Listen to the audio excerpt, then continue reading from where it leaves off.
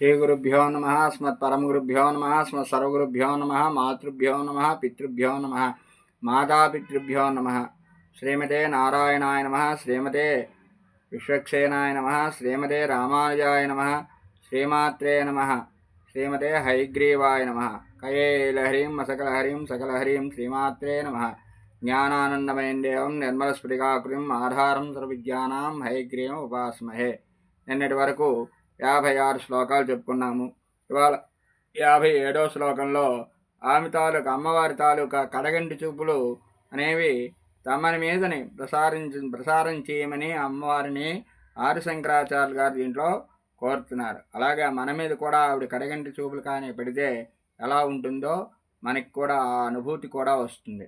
దృశాద్రాహి యస్యా దళిత నీలోత్పల రుచా దనీయాంసం దీనం స్నపయ కృపయా మామపి శివే అనేనాయం ధన్యో భవతి నచతేహ నిర్యత వనే వా హన్యే వా సమకర నిపాతో హిమకరః దృశాద్రాహి యస్యా దరదళిత నీలోత్పల రుచా దవీయాంసం దీనం స్నపయ కృపయా మామపి శివే అనేనాయం ధన్యో భవతి హచతే హానిర్యత వనే వా హర్మ్యే వా సమకర నిపాతో హిమకరః.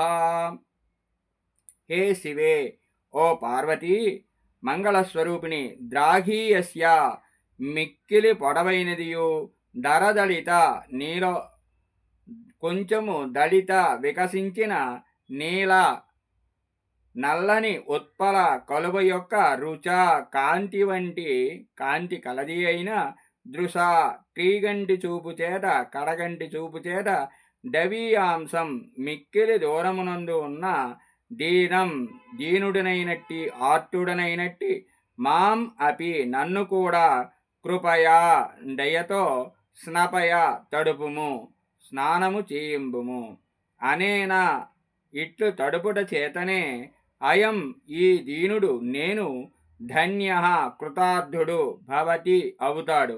ఇయత ఇంత మాత్రము చేత నన్ను కడగంటితో చూడడం చేత తే నీకు హాని ద్రవ్యనాశము నచ లేనే లేదు.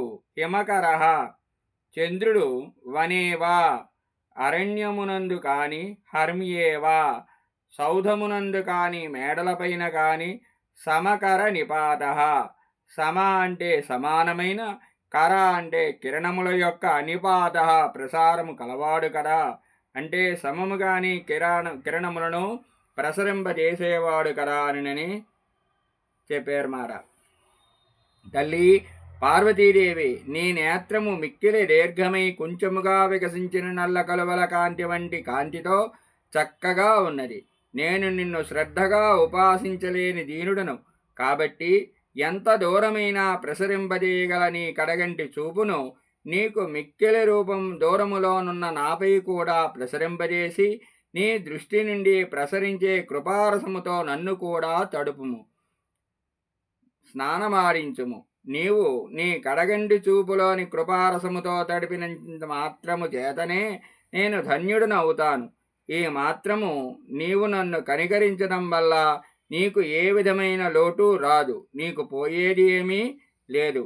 నీ వామనేత్రమైన చంద్రుడు తన కిరణాలను అడవిలోనూ రాజభవనముల మీదను సమముగానే ప్రసరింపజేస్తున్నాడు కదా అని దీంట్లో మనకి ఆదిశంకరాచార్యులు గారు చక్కగా వర్ణించడం అనేది జరిగింది.